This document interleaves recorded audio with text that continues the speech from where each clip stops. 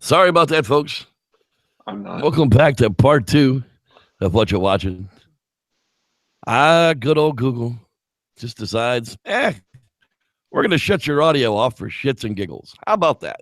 I lost Wes, he lost me, and y'all lost everything. How about that? How about that? How about that? Yeah, I hate that bitch. She's getting sued by Champion. Hope she goes to jail forever, the smush mouth little fucking piece of cunt. Ugh, that girl needs a fucking ass beating. Like, how about that? How about that? That's right. So the opinions and comments made here on what you're watching are those of the hosts, callers, and guests, not necessarily those of what you're watching. Well, anyhow, well, just not me. It's not All right, so you guys lost me, and now we're back. How about that? That's right. Cash me outside, you must mouth bitch. How about that? How about that? Anyhow, Rotten Tomatoes. Oh, in dubious battles. Can you hear me now? In dubious. Yeah, it's a John Steinbeck book about the depression in the 20s. The apple pickers revolt. Is that Selena Gomez? Is that Selena Gomez? That was Selena Gomez. She looked like a little Mexican tramp through the entire movie. She had a baby by her. Nobody knew who the daddy was. It was messed up. But James Franco plays the part of an infiltrator who comes into one of these camps to get them to strike and force the owners of these orchards to pay what they promised, or their apples can rot on the damn tree. And it doesn't turn out very good. It's a great movie.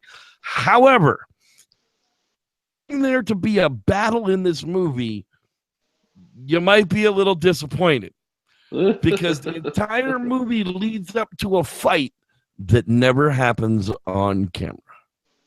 You spend 5 minutes reading the text of the famous account of whatever happened in wherever the hell they were.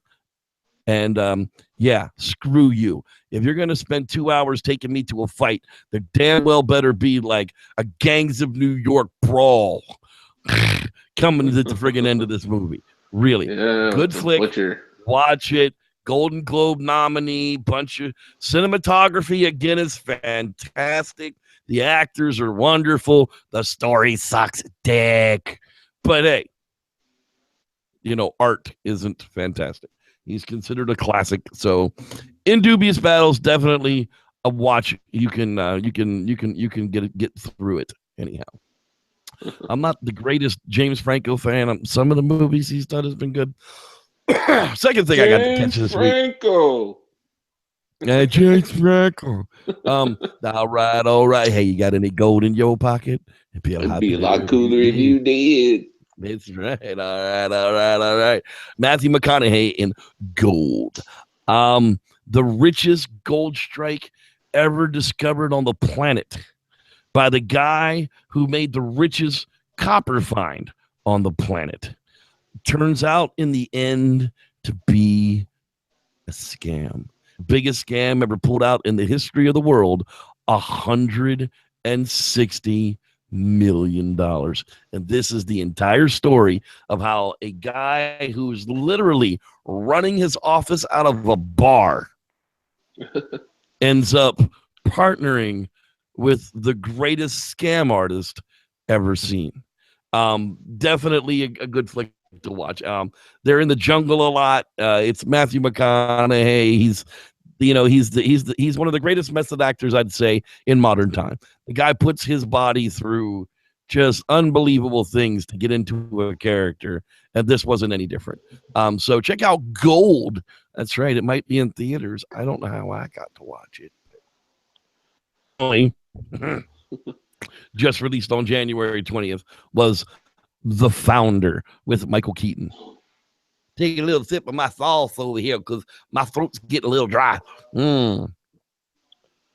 I'll just take this time to say cunt, fuck, shit, ass, fart, moist panties, because we forgot to run the the damn disclaimer this week. Oh well. They'll get over it.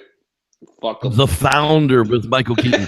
The story of how the McDonald's Corporation screwed the McDonald's brothers out of everything they ever built. This story, I honestly didn't know this story. And they really did. They dicked these guys, and they dicked Dick McDonald's in the ass. And he did it through franchising, and he did it by getting so big that when they threatened to sue him, he said, "Fine, do it.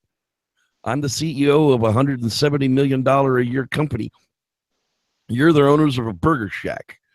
Bring it on, big boy." In the end, all the McDonald's brothers ended up owning was their original burger shack, and they got $1.35 million apiece. That's a cool $1 million after taxes.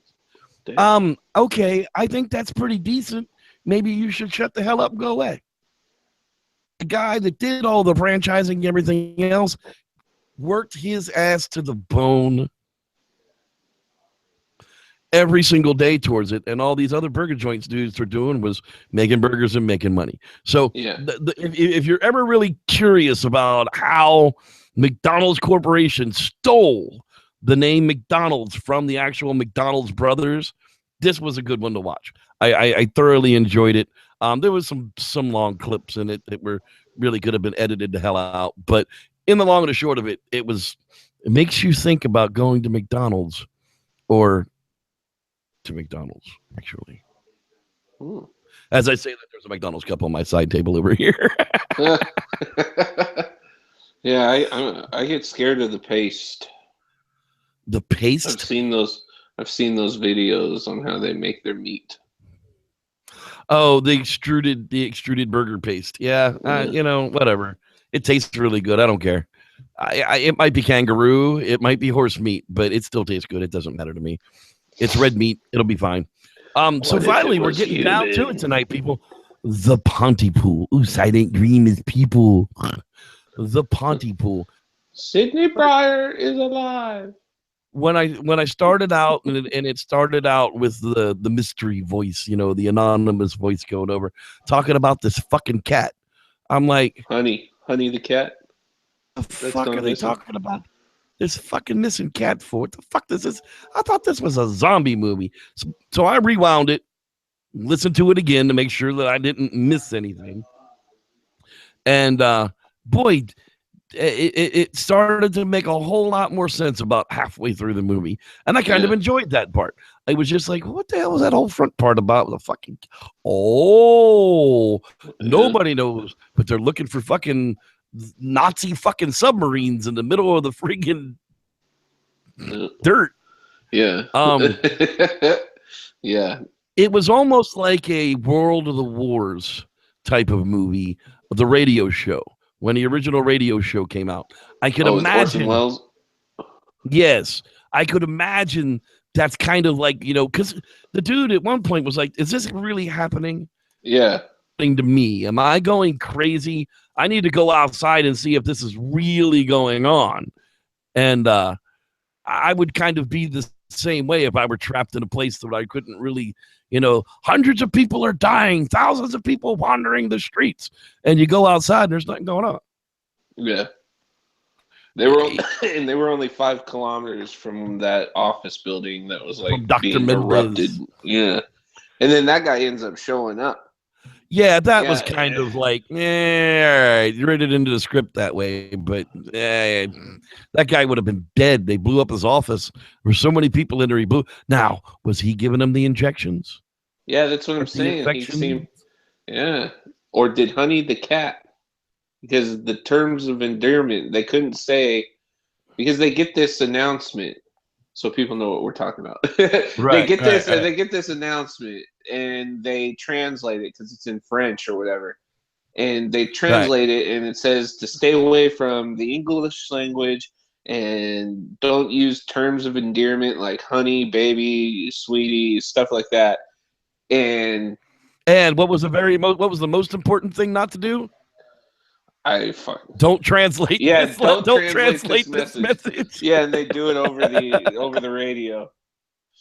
But yeah, so they break in and put it on every single frequency, and some of these like when they called English people, speech is what spreads this disease. Yeah, and when the people called in and like Ken Lodi and the Sunshine Chopper, like once the shit started that was going down, awesome. Once it started going down, some of that shit was really fucking creepy because it's just you're listening, you're just imagining in your head what's going on, you know. And it's like it's very like I don't know how to explain it, like, but it's a really your good imagination movie. is far better than seeing it on Yeah, television. You yeah, could imagine. I mean, when Kenny's in the silo and Mary McConnell's oldest boy comes in there, and there's a baby's voice coming out of his mouth, and his yeah. hands are cut off or chewed Nubs, off yeah. into nubs. You know, it's like, oh wow, that's kind of like, oh. And who was the guy talking to Grant? He knew Grant's name even. He was like, "Oh, you're the guy on the radio. You're Grant." In the silo with Kenny. See, I don't think the end of that was Ken. I think the end of it was whoever was messing with Grant's mind. I think Ken had already gone bonkers, and people, or maybe one of the people behind it, I don't know. There were a lot of empty questions. Yeah, the military had quarantined the whole town, but you never see them. You're just hearing people having sightings of military vehicles and shit like that. And the BBC calls them when they're live on the air. Like, it's really creepy. And then the girl, Laurel Ann, fucking starts showing symptoms, and they all have to like hide. And, oh, man. Then the doctor starts to show symptoms. Yeah, and then they end up figuring it out and fucking saving what's her name, Sydney. You know, with Breyer kill his kiss, still alive. Sydney Breyer is still alive. Sydney Breyer is still alive. So you know, maybe it was about her. Because it could possibly, because I mean, she was one of the main. Her and Mazzy. I think the guy's name's McHattie or something like that. Well, he doesn't smell like Irish Spring, and he never brought me anything, but still I slapped my chest and sing in my drunken Irish dad. But yeah, he's that guy. I've seen him in a bunch of movies, and and then you got to do your impression of Lawrence of Arabia. I can't do that because I don't know what I'm saying. I didn't see now. There's a song, and if you watch this movie, there's these people that come in doing the Lawrence of Arabia thing and everything, and they sing this song about the something desert. And it never ends. No, it never ends. It doesn't have an ending. And you know, Grant, dude, it would have been just like him. I'd have been like, there's a zombie apocalypse going on, and you're giving me fucking Lawrence of Arabia? The fuck's wrong with you? He was flipping out. He was like, come on, let's see how things are going in fucking Arabia. Spoiler alert, if you don't want to if you don't want to know how the end happens, you might want to stop now, go watch the movie, and come back and watch the rest of this, because that was the coolest way to end. It was definitely a low budget flick. I mean, there was no sets. A radio station. That was it. I mean, they never really went anywhere. He was in his car for a little bit. It was definitely a low budget. Just a dark studio. Yeah, exactly. It literally could have been in a corner of a warehouse somewhere, and they could have done all that filming, and it was legit enough that I enjoyed the entire movie, all 96 minutes of it. No, I told you would. But there at the very. When Grant was screaming that you don't have to kill everybody, and then all you hear are the countdowns. Yeah. Uh-oh, I lost my video again. So with that, we're going to wrap up this edition of What You're Watching. Shout outs to the people in the chat room. Yeah, we can definitely do that real quick. There's only like 5 or 6 people out there, so let's do that real quick. There's Rod Dupree in a place to be. Lance Windsor. Lance. Dean Cooper, of course, is always hanging out there. Collier Wellness is hanging out there as well. Stars shining in the sky. Let's see here. Twinkling up above. Now batting third base, our center fielder, Mr. Kurt Harris. Let's see, Sam Squanch Rivera. How you doing there, buddy? Glad you could join us as well. I think that's all 6 of you. I think that's all there is. So with that, we're going to say guys. thanks for joining us, and may see you next week for more What You Watching. What are we watching? Oh, I don't know. Turbo. Oh yeah, Turbo Kid. Porn. Porn. Not really. Pontypool. Not porn. Yeah, Turbo Kid.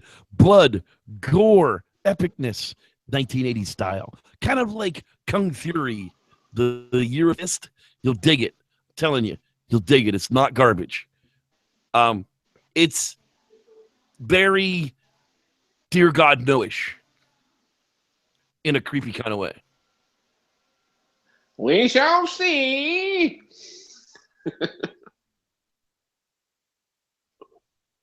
We shall see y'all next week, y'all. Peace out. Goodbye, internet peoples. Bye, people in internet land.